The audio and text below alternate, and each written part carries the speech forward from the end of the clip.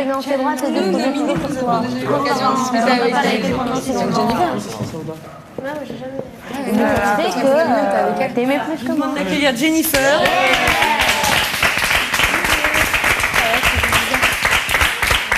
Ça va?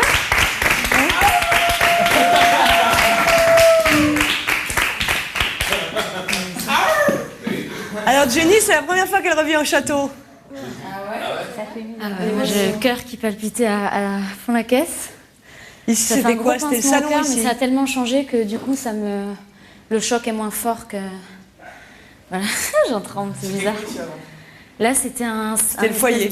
Ouais, c'était le foyer, c'était Ouais. un espèce de grand salon, il y avait un piano, c'était plus grand, il n'y avait pas ce mur-là, c'était... Voilà. Il y avait un grand canapé orange. Là, il y avait la porte, elle est encore. Ouais.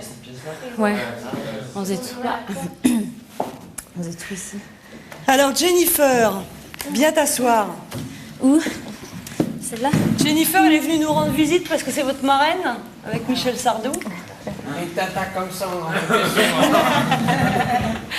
Ça y est, Harlem est réveillée. Et donc, elle est venue nous rendre visite d'abord parce que c'est la première fois qu'elle revient au château et que vous allez chanter avec elle sur le Prime vendredi soir.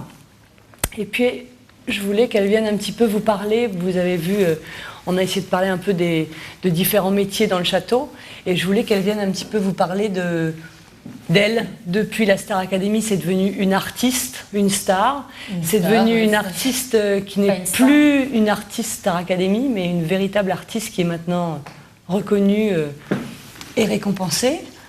Hein, t'as eu des petites récompenses. Elle vient de sortir son deuxième album. On en avait parlé la première fois qu'elle était venue.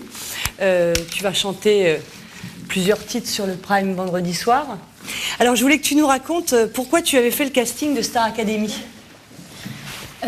Parce que j'étais en pleine galère. Je suis montée à l'âge de 16 ans à Paris, ayant comme but de trouver un boulot en tant que chanteuse dans un bar ou restaurant ou autre, pour gagner ma vie en chantant, parce que je me lassais un petit peu de tout. Et puis j'ai toujours été bercée dans la musique grâce à ma mère, qui était chanteuse d'orchestre, mon père qui écoutait beaucoup de musique. Enfin bref, je voulais vivre de la musique, sans avoir comme but d'être célèbre, forcément.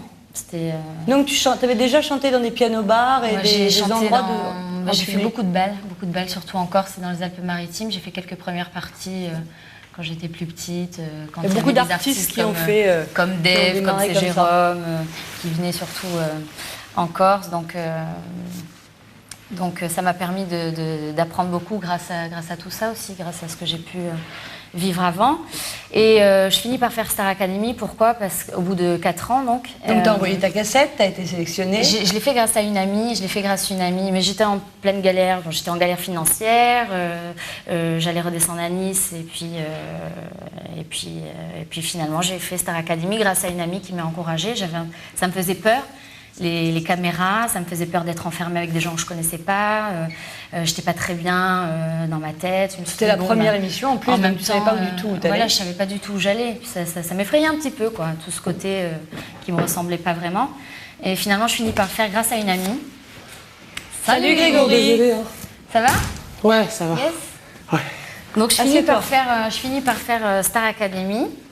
Qu'est-ce que tu avais chanté comme chanson au casting? Au casting, j'avais chanté une chanson de Whitney Houston qui s'appelait I Will Always Love You. Voilà, j'avais la voix explosée, je sortais d'une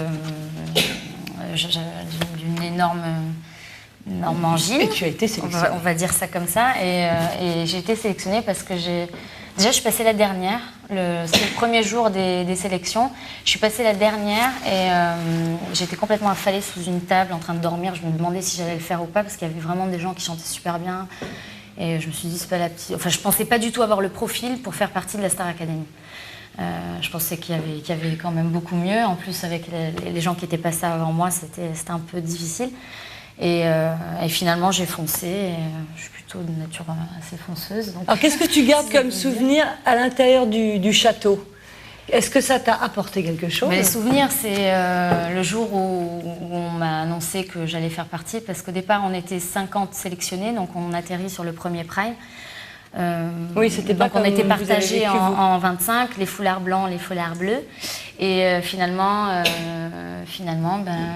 on m'annonce que je fais partie des 16. Il y en avait 16 sur la première Starac et ça m'a fait tout drôle parce que j'avais donné rendez-vous à des potes dans un pub juste après. Enfin, j'étais persuadée de ne pas le faire, quoi. Et, Donc, t'es et partie finalement, direct au château ? Ouais, donc je suis partie au château et ça m'a beaucoup appris. Ça m'a beaucoup appris non seulement sur moi-même, mais ça m'a servi un petit peu de centre de psychothérapie, si je peux me permettre. Parce que c'est une vraie chance, c'est une vraie aventure humaine, la Starac. Vous vivez plein de trucs super. Moi, je le prends un petit peu comme une espèce de colo. En même temps, on bénéficie de cours super, quoi, parce qu'en même temps, Kamel, même si on n'aime pas la danse, voilà. T'as appris beaucoup. J'ai appris énormément. Sur le plan humain, sur le côté artistique aussi. Alors, est-ce que toi aussi, comme eux aujourd'hui, parce qu'ils ont eu un planning, ce matin, ils se sont levés à 5h du matin pour faire le 6-9 Vous avez des d'énergie. plannings de malades, comparé à nous. Ce soir, on finit à 23h. Ensuite, ils ont attaqué ouais, le cours direct après le 6-9. Vous avez fait Tiburce. Après, ils ont fait Milo. Courage. Vous couchez pas trop tard. Qu'est-ce que Sofiane, il se réveille à minuit et demi? Il réveille tout le monde. Ouais. J'y arrive pas à dormir. Il ouvre grand la porte, après il referme.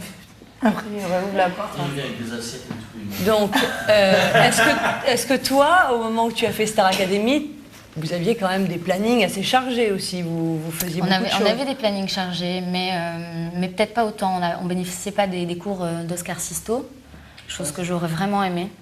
On n'avait pas Maëlolé, on n'avait pas Tiburce, on avait Vincent. Donc c'était intense, mais c'était pas aussi avec autant de pression, je pense. Vous avez beaucoup de pression. N'oubliez pas d'où vous venez, n'oubliez pas vos racines. Ça aide à. N'oubliez pas l'amour aussi que vous avez pour la musique. C'est difficile de donner des conseils parce que pour moi, tout débute maintenant, tout débute après le château. Donc, je peux vous parler de ce que j'ai ressenti personnellement, quoi. C'est quoi les mauvais souvenirs que tu as au château ?